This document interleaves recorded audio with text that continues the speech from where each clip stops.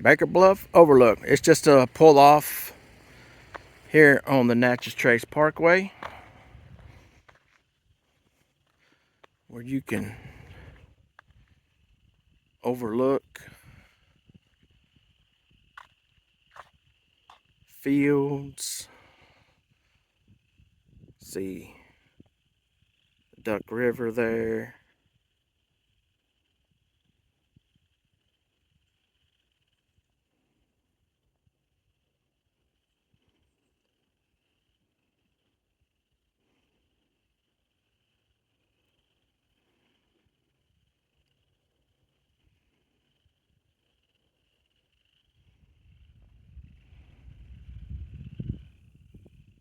See a farm over there in the distance. Looks like they got sheep or goats or something.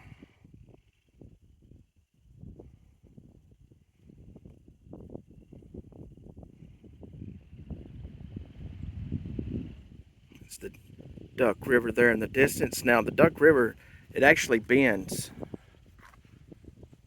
Makes a sharp turn right over there, because right down below us is also the Duck River, which it's really hard to tell through all the bush, trees, and everything. But yeah, so it makes a sharp turn right up there and comes back on around.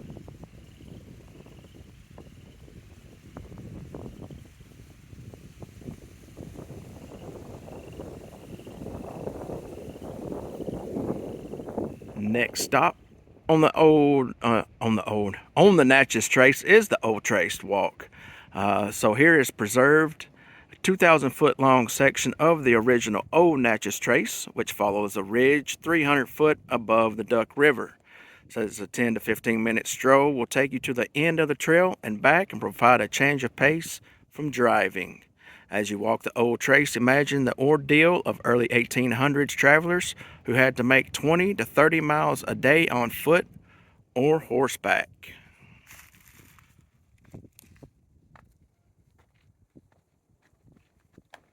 We have a little paved part that gets you up to the Old Trace Walk. And Here it is. Kind of curves over there a little bit, but the main part of it for you to walk is right here. This is the old Natchez Trace, or the old Natchez Walkway,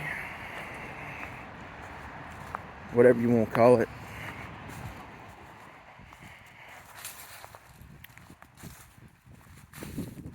This is the path that old settlers took from Natchez, Mississippi, on up close and into Nashville, Tennessee.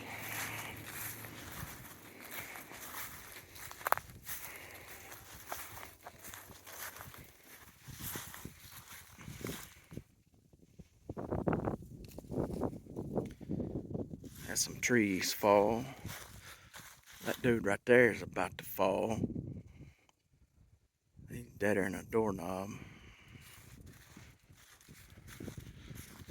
There's one that's fell. There's one that's been eat up with termites.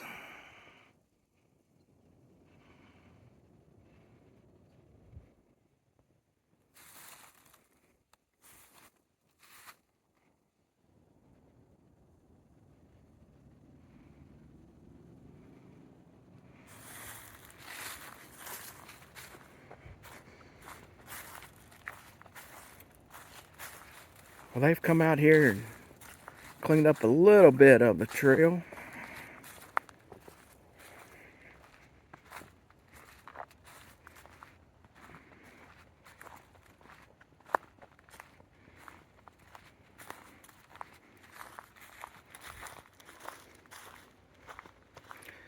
And over here, see maybe a little bit through the trees, is the Duck River.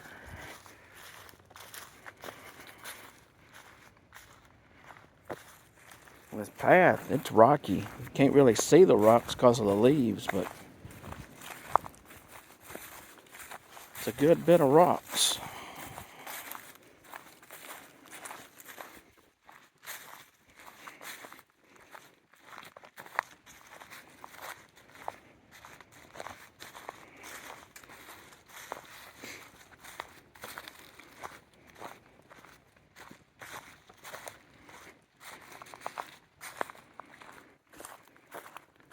And that's my mother there in front of us.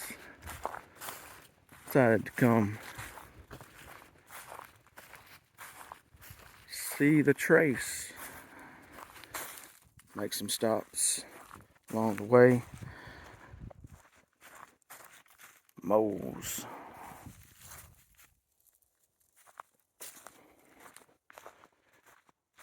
It's like moles has been traveling on the old trace. Traveling underneath it anyways.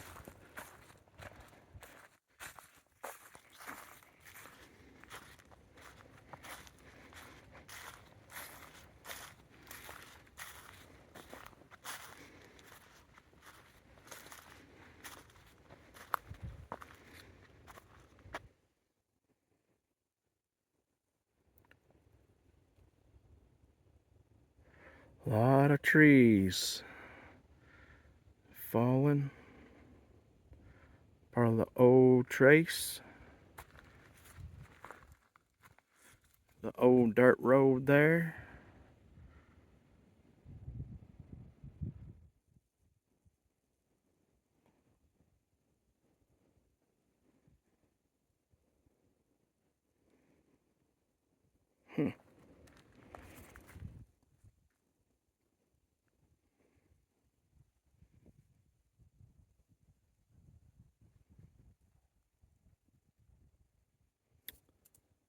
Alright, well, we're going to turn around.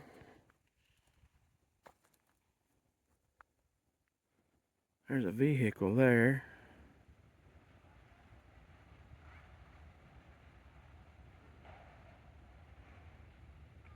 We're going to head on back.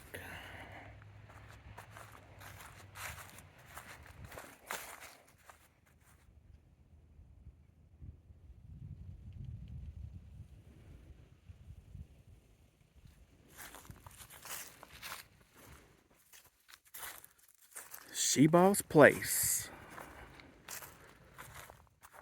There is no home or settlement here at this location, but I will kind of tell you the history of this location and why the name Sheball's.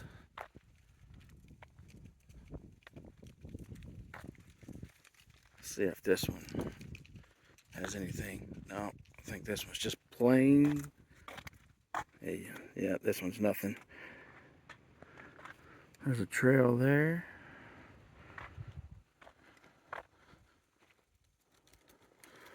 All right, so here might talk about the name.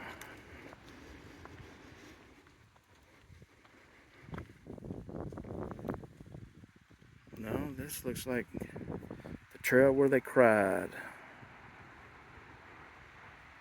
It says in 1838, the Cherokee living in the southeast faced the combined weight of hostile federal and state policies. Forcible removal from their traditional homeland became a fearful, tearful reality. In the aftermath of hardship suffered by Cherokee who had already traveled west, tribal leaders managed their own removal plans.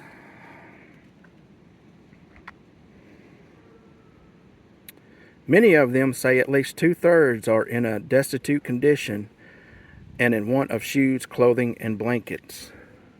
John Binge and George Lowry, September 29th, 1838. And here's part of the Cherokee removal routes. John Binge led one detachment of about 1,100 fellow Cherokee across the Natchez Trace near here. Others followed different routes over both land and water.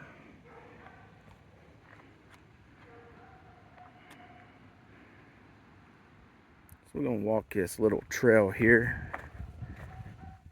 and kind of talk about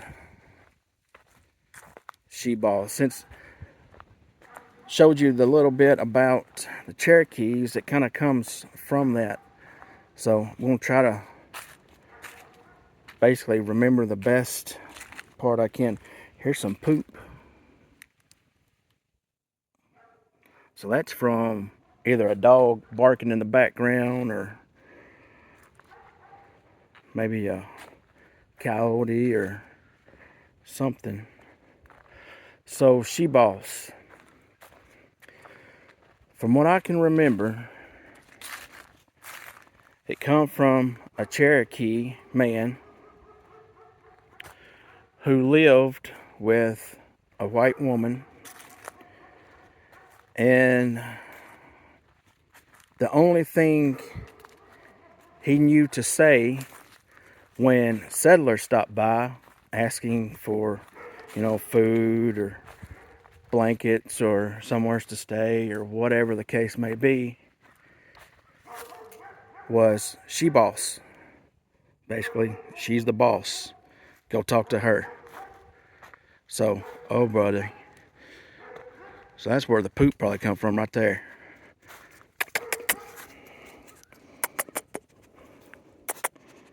Hey buddy, how you doing? You're nice. You friendly. So yeah, the name Sheball's, that's pretty much how it come about. Oh, here comes another one. We're being attacked. Being attacked by love.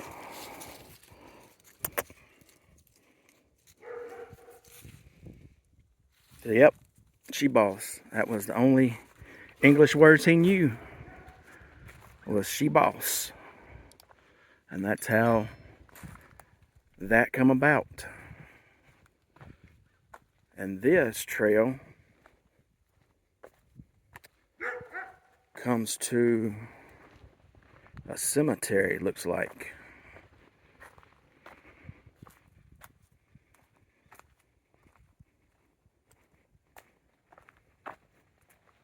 Yeah, Comes to Sheball Cemetery.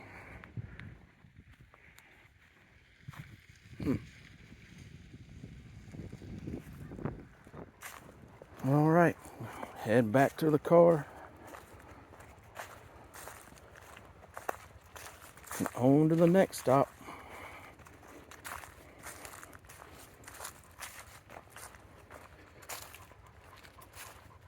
And we got somebody walking us back to the car too. Buddy, you better get home.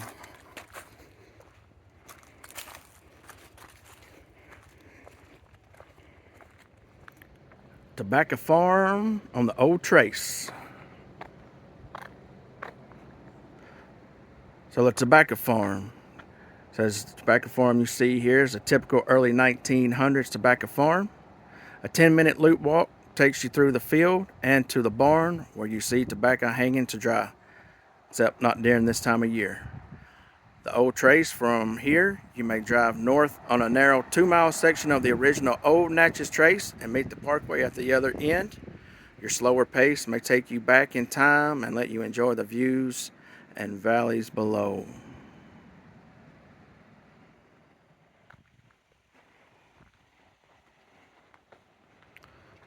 And you can walk down into the barn here.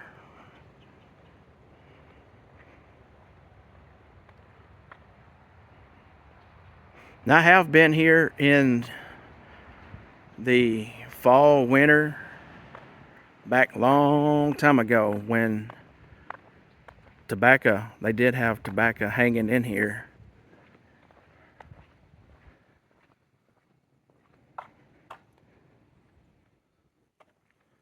Oh, they do have some hanging.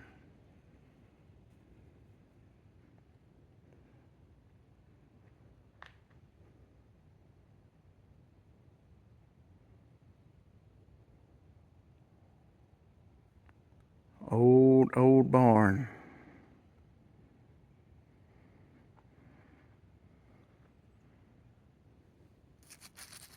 Yeah, that's real. That's real tobacco.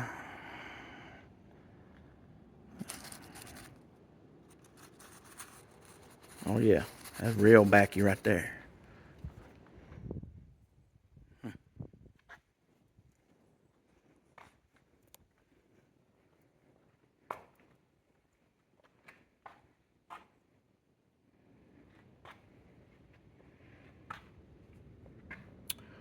Burley tobacco must be air cured for 4 to 6 weeks in the barn before it's ready for market.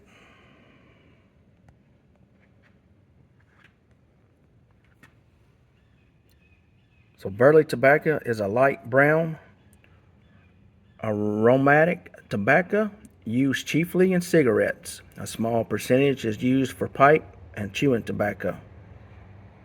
And there's the curing season. Fall is the tobacco curing season. However, a little tobacco is left in this barn all year for you to see. Okay. I knew this was not the time of year for curing tobacco. It kind of shows you the route there. Get it from the field, bring it to the barn.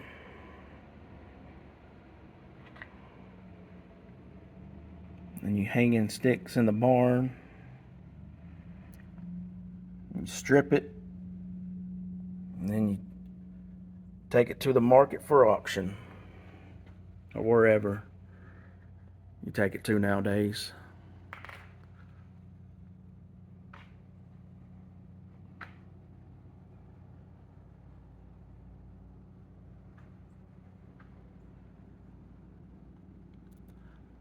See, at one time, and it still might be in the fall, they may fill this barn up with tobacco.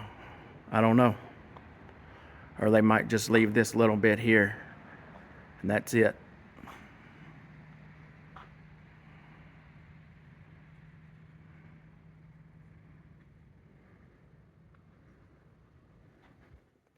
And here's a monument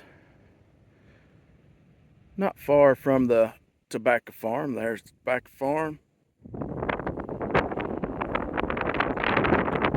And it is windy. But this is a monument to the Natchez Trace at the tobacco farm. It says this monument located on the Natchez Trace at the site of the tobacco farm honors the farming industry of Murray County, Tennessee.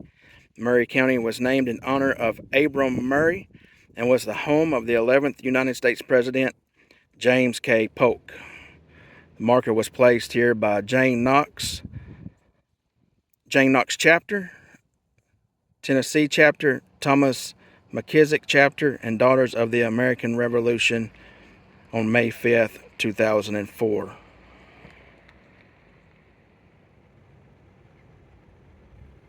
And it's starting to mist rain out here a little bit. It's kind of been cloudy and dreary all day. And now it's going to do that mist raining.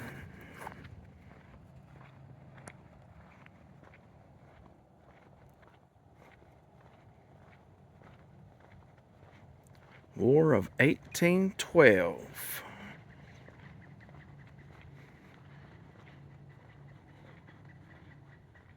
Says this monument memorializes War of 1812 soldiers buried along the old Natchez Trace, and it honors the service of all brave volunteers who marched on the Natchez Trace during the War of 1812 to help establish American independence. The Natchez Trace served as an important route to move troops for the defense of the Gulf Coast region. Tennessee Volunteer Cavalry, under leadership of Andrew Jackson, marched down the Natchez Trace to Natchez, Mississippi in January of 1813. General Jackson marched with his soldiers on the return April 1813. Soldier detachments under Jackson's command again marched on the Natchez Trace in 1814. And following the victory at the Battle of New Orleans, most of the Americans who fought the battle returned on the trace. Volunteers marched hundreds of miles, often in severe weather with little food and inadequate equipment. Natchez Trace inns served as hospitals. Soldiers who did not survive the marches are buried in unmarked graves along the trace. On General Jackson's return, near this point, he proclaimed his view of the significance of the victory earned by the soldiers. Sacrifices or rights will henceforth be respected. Tennessee State Society, United States Daughters of 1812, on the bicentennial, June 16th, 2012.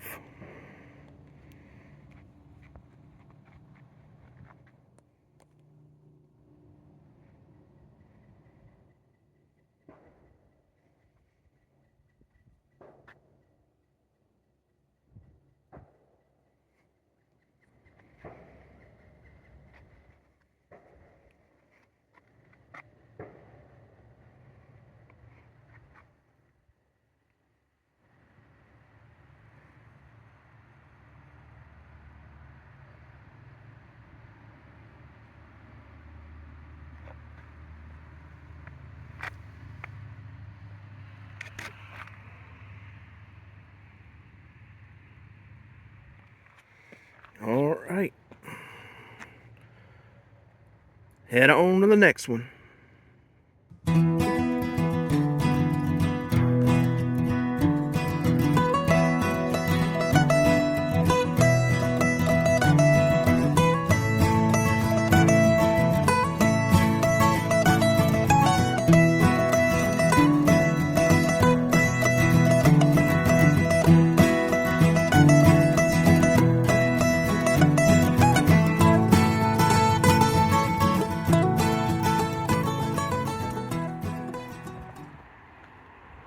We're going to walk up to the bridge that we just went across.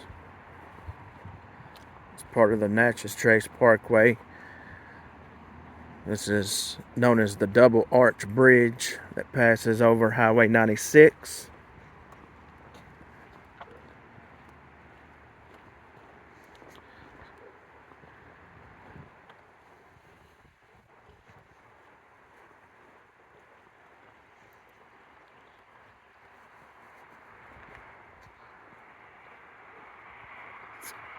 There it is. It's Highway 96 down there. Goes into Franklin.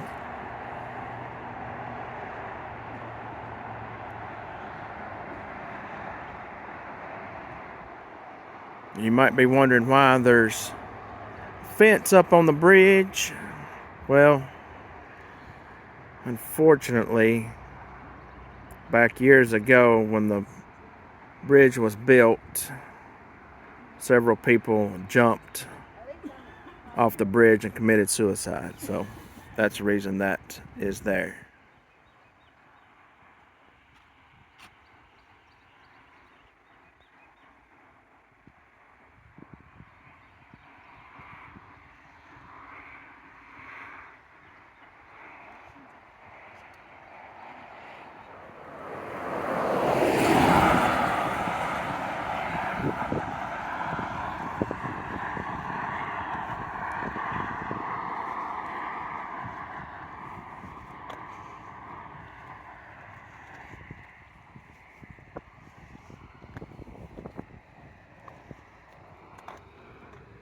So there's that house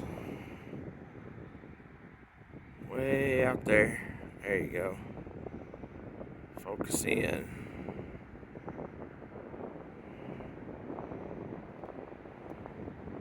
There it is.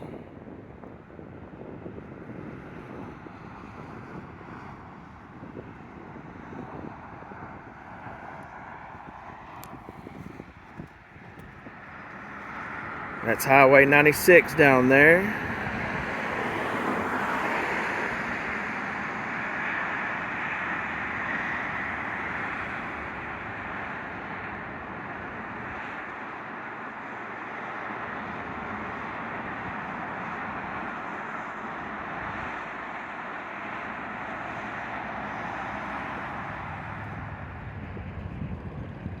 That's how far we've walked across. We just come across just enough, basically walk across 96,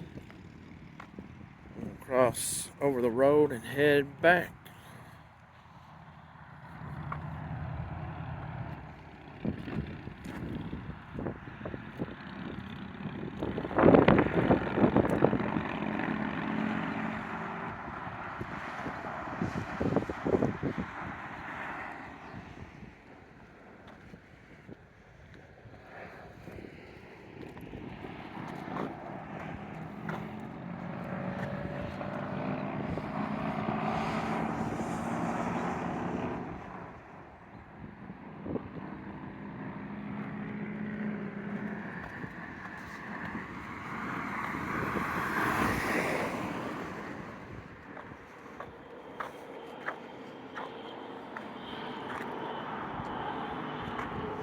Hold on, it gets better. 16 years later, it does. Hold on, it gets better. 16 years later, it does.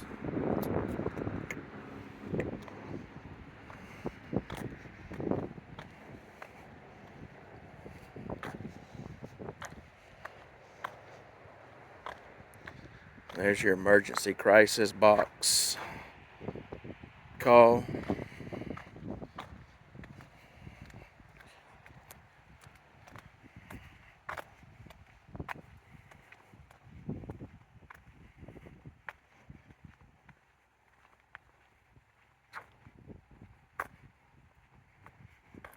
All right.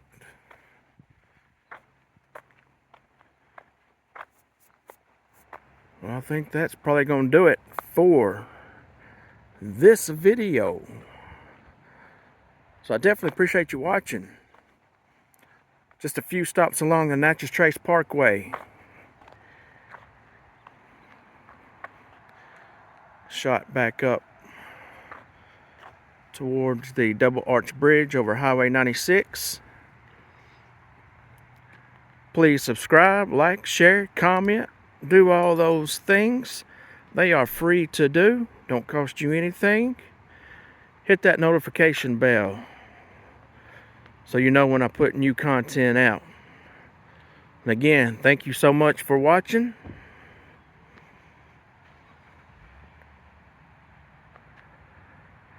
And until next time, I'll see you real soon. Thank you, and good night.